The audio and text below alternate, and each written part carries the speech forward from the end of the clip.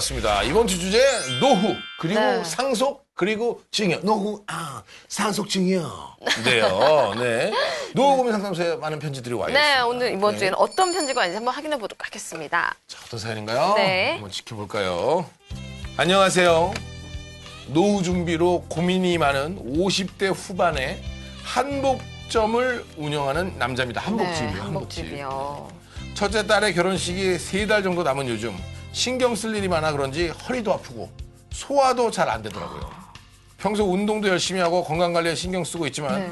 노후에 갑작스럽게 큰 병이라도 걸리거나 사망하면 어떡하지 하는 생각에 보험을 가입해야겠다고 결심하게 됐습니다. 네. 아 여보, 나 보험 하나 가입할까 해. 여기저기 쑤신 게 조금 있으면 60인데 신경 좀 써야 될 것 같아. 그러고 보니까 당신이랑 나랑 자동차, 실비보험 말고는 가입해놓은 보험이 없네? 당신 정말 연기가 많이 늘었네. 나 가입할 때 당신도 가입하지 그랬어요. 아 옛날엔 내 체력이 아주 그냥 강철 체력이었잖아. 뽀빠이 같이.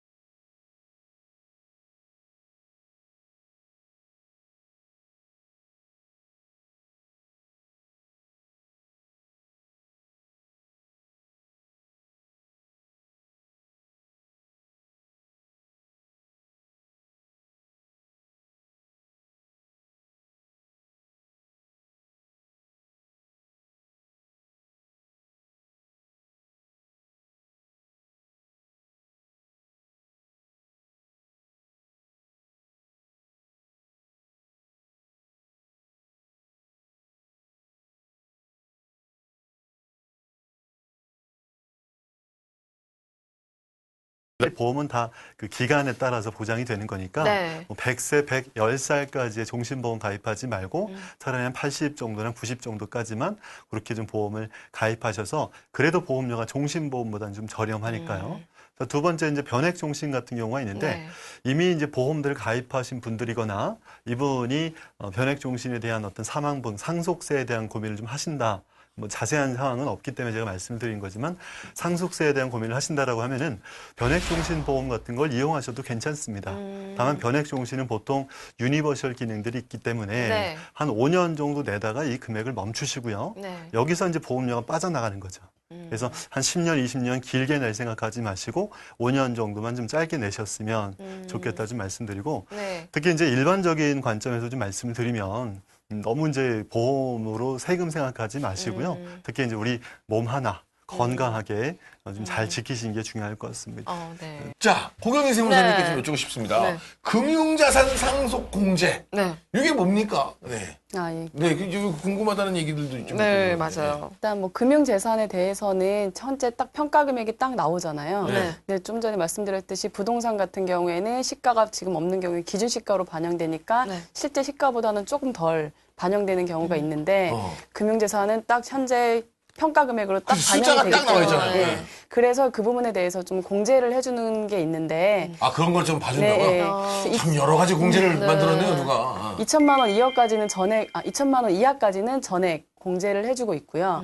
2천만 원이 초과된다면 2억까지 한도로 해서 그 금융재산의 20%까지 공제 혜택을 제공해주고 있는 게 그러면 만약에 박준영 씨가 지금 현재 딸한테 이렇게 딱 상속을, 아니야, 만약에 다른 분이 뭐 돌아가셨을 때죠. 상속이니까. 네. 돌아가셨을 때 이 1억 정도를 이제 자식한테 물려줬다. 네. 그러면 어떻게 되는 거죠? 그러니까 1억의 지금 금융재산이 그분이 계신다고 하면은 거기에 20%인 2천만 원까지 네. 공제 공제되고. 혜택을 받는 네. 8천만 원에서 1,600인데 이제 기본적으로 2천만 원까지 되는 거고요. 아, 그러면 나머지 돈에 대해서 상속세는 얼마죠? 상속세는 이제 전체 재산에 대해서 이제 과세가 되는 거기 때문에 그 전체 재산을 평가할 때 그만큼 또 제해 주는 거니까 그렇군요. 세율이 낮아지는 네. 있는 거죠. 네.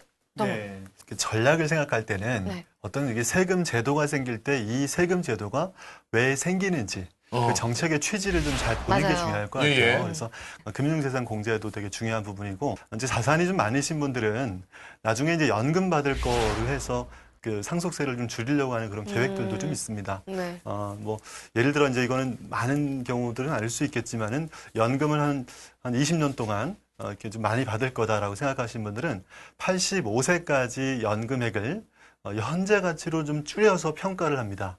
이걸 이제 정기금 평가라고 하는데요. 65세부터 85세까지 만약에 받는 수령 금액이 네. 한 20억 정도 된다. 연간 한 5천만 원이니까 월 한 400만 원 정도 받으신 분들, 이런 분들은 전체 20억 정도 가지고 다 세금을 계산하는 게 아니라 이걸 6.5% 정도로 할인을 해서 네. 지금 현재 가치로 환산을 해가지고 요거 가지고 연금을 재산으로 평가를 하기 때문에 좀 자산이 있으신 분들은 그렇게 좀 정기금 평가를 통해서 상속세를 줄이는 것도 방법이다라고 생각합니다. 네, 선생님. 지금 정기금 평가를 말씀하셨는데 네. 이 부분을 저희 그 자제분들한테 만약에 적립식 펀드나 네. 이런 매달 일정 금액을 이제 이체하면서 펀드나 이런 거를 적립해 줄 때 그 네. 부분에 대해서도 그러니까 증여에 이 부분을 좀 반영을 해서 하면은 원래 매달 10만 원이든 50만 원이든 적립을 해주는데 네. 증여세 신고는 원래 증여한 날에 말일로부터 3개월 이내에, 네. 3개월 이내에 증여세 신고를 해야 되는데 매달 신고를 할 수는 없잖아요. 그렇죠. 그렇기 때문에 이 부분을 이 유기정기금 평가를 해서 내가 앞으로 몇 년간 이제 얼마씩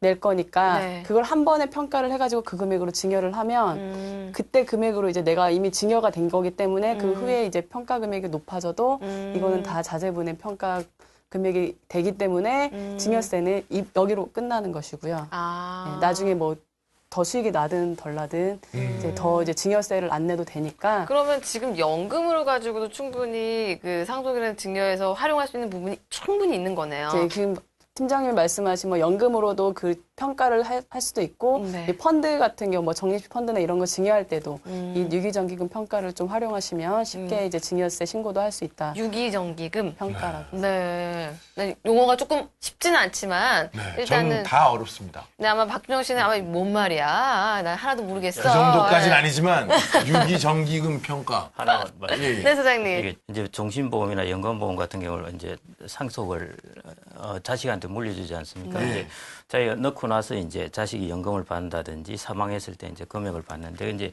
계약자를 누구로 하느냐가 중요합니다. 계약자를. 예, 계약자를 이제 부모 명의로 하면은 나중에 이제 자식이 받을 때 세금을 내야 되고요. 아, 계약자를 이제 자식 명의로 하고 네. 하면은 그 세금이 없습니다. 왜냐하면 자식이 자기가 계약을 한 거니까요. 네. 그러니까 이제 이게 뭐 이건 사실은 조금 약간의 이제 편법일 수도 네. 있는데 그런 식으로 이제 뭐 자녀에게 이제 자녀 이름으로 자녀를 계약자로 하고 이렇게 종신보험, 연금보험 이렇게 해주면 나중에 조금 절세가 될 수는 있습니다. 아, 네. 자, 우리 와, 사례자에게, 네. 의뢰자에게 큰 도움이 됐길 바라겠습니다.